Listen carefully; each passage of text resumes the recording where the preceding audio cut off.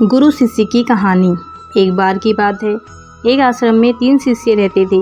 तीनों ने अत्यंत मेहनत से अपनी शिक्षा संपूर्ण की। तत्पश्चात तीनों शिष्य गुरुदेव के पास गए और बोले, गुरुदेव, अब हमारी शिक्षा संपूर्ण हो गई है, अब गुरु दक्षिणा देने का वक्त आ गया है। गुरुदेव मुस्कुराए और बोले, यदि तुम लोग मुझे गुरु दक्षिणा देना ही चाहते हो तो कल मुझे एक थैला सूखे पत्ते लाकर दे दो।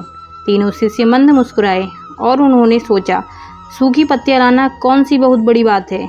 अगली सुबह तीनों शिष्य पास ही के जंगल में दक्षिणा हेतु सूखे पत्ते एकत्रित करने के लिए गए, परंतु उन्हें यह देखकर आश्चर्य हुआ कि जंगल में सिर्फ एक मुट्ठी सूखे पत्ते बचे हुए हैं। यह देखकर वे तीनों बहुत अधिक परेशान हो गए। उन्होंने सोचा, अब गुरुदेव को दक्षिणा कैसे देंगे।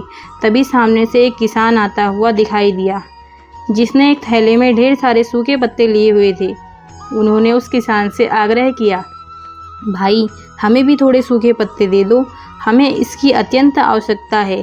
किसान ने कहा, यह सूखे पत्ते मैं अपने जीवन यापन तथा घर पर भोजन पकाने के लिए ले जा रहा हूँ। मैं यह आपको नहीं दे सकता हूँ, परंतु हाँ, पास के गांव में सेठ जी रहते हैं, उनके पास सूखे पत्तों से दोने बनाने का कारखाना है, शायद वह आपको सूखे पत्ते दे सकें।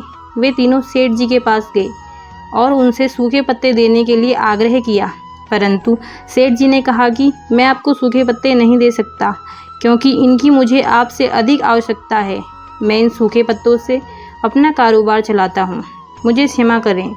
वे तीनों शिष्य अत्यंत परेशान हो गए।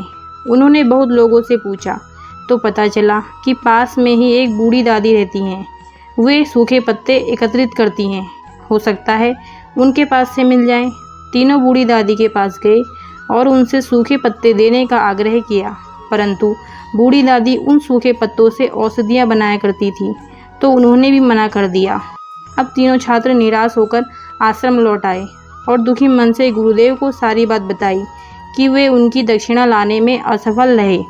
तब गुरुदेव ने कहा, मेरे बच्चों, मुझे दक्षिणा की अभिलाषा नहीं है। मैं तो तुम्हें बताना चाहता था कि इस दुनिया में किसी भी चीज़ को छोटा नहीं समझना चाहिए। छोटी से छोटी चीज़ का भी अपना महत्व होता है, अपना मूल्य होता है। आज शिष्यों को पता चल गया था कि जिन चीज़ों को हम बहुत छोटा समझते हैं, वास्तव में उनका भी अपना एक स्थान होता है। धन्यवाद।